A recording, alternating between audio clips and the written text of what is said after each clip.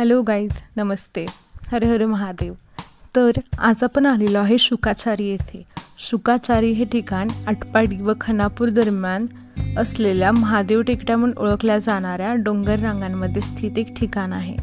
परंपरेनुसार हे ठिकाण महाकाव्य ऋषी शुक दगडांमध्ये नाहीसे झाले होते, म्हणून त्यांचे शेवटचे समाधीस्थान इथे बनलेले आहे. पूर्ण खाली मंदिर. ते स्थान म्हणजे एक गुहा आहे.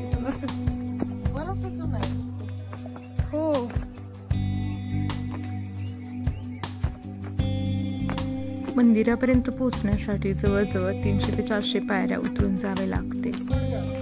हे मंदिर दोन्ही टेकड्यांच्या मध्ये आहे. जर खालून वरती यायचं असेल तर दुसऱ्या मार्गाने वरती येतानाही तेवढ्याच पायऱ्या वरती चढून यावे लागते.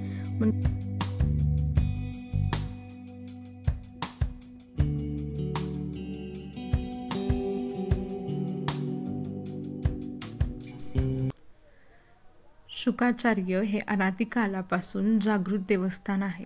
शुकाचार्य हे व्यास ऋषींचे चिरंजीव आहेत. शुकाचार्य, भीष्माचार्य, कार्तिक स्वामी व मारुती या 4 ब्रह्मवेत्तांपैकी एक शुकाचार्य ब्रह्मवेत्ता आहेत.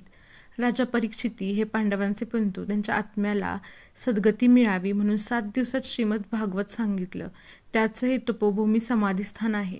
शुकाचार्यांचा तपोभंग करण्यासाठी इंद्राने रंभेला पाठवलं होतं, पण त्याचा काही उपयोग झाला नाही. असं हे कडक वैराग्याचं स्थान आहे. शिलोदक मिश्रिक 12माही 24 तास वाहणारा अखंड पाण्याचा झरा आहे. निसर्गरम्य असं डोंगराच्या खोल दरीत गुफेत शुक्राचार्यांचे समाधी मंदिर आहे. त्यांच्या पाठीची पूजा केली जाते. तसेच श्रावण महिन्यात दर सोमवारी इथे यात्रा भरलेली असते. तर हाच आहे तो अखंड वाहणारा पाण्याचा जिवंत झरा. यातून 12माही पाणी वाहत असतं. गंगा नावाच्या भूगर्भातील पाण्याचा सतत प्रवाह इथून सुरू असतो. गोमुखातील पवित्र पाणी याला पाण्याचा जिवंत झरा असं म्हणतात. इथे बाजूला नंदी व मारुती रायाची मूर्ती सुद्धा आहे.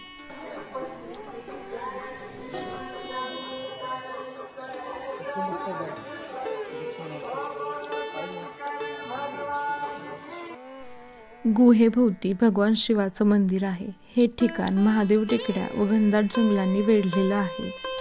शुकाचारी मंदिर वास्तुशिल्पावरून असं दिसून येतं की ते 14 ते 16व्या शतकात चालुक्य काळात बांधलेलं असावं.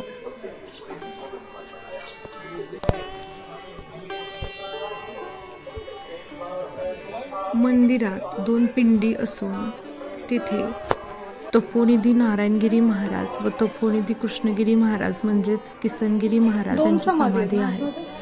समाधी 2 आहेत ना? समाधी तिथं कोणते? त्याच्याच बाजूला शिवगिरी महाराजांची समाधी सुद्धा आहे. बाजूला ती गुहा आहे जिथे शुकाचारी महाराज गुप्त झाले होते, जेव्हा रंभा त्यांची तपस्या भंग करायला आली होती. इथे पूर्ण अंधार आहे आणि खाली त्यांच्या पादुका आणि त्यांचे केश दिसतात. इथे त्यांच्या पाठीची पूजा करण्यात येते. इथंच ते गुप्त झाले होते. अशा प्रकारचे 5 शिवलिंग आजूबाजूच्या परिसरात आहेत.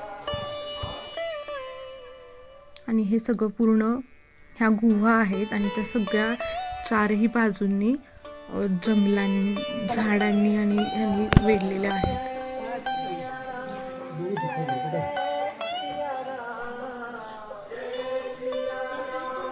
मंदिराच्या परिसरात असणाऱ्या ह्या काही मूर्त्या आहेत.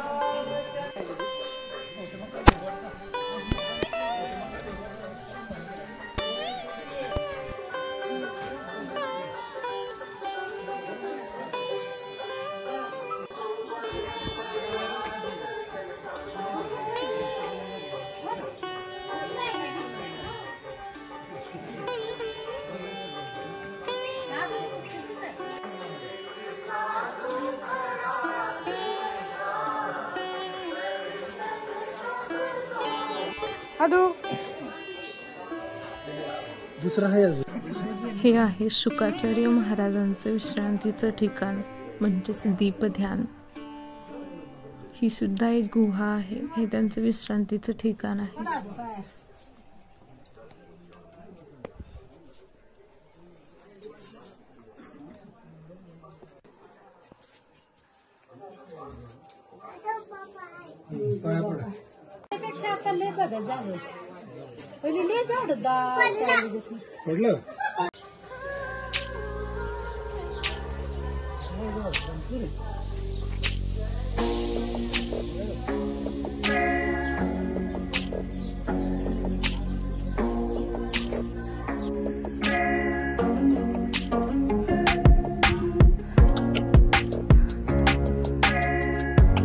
मम्मी पप्पा एकदम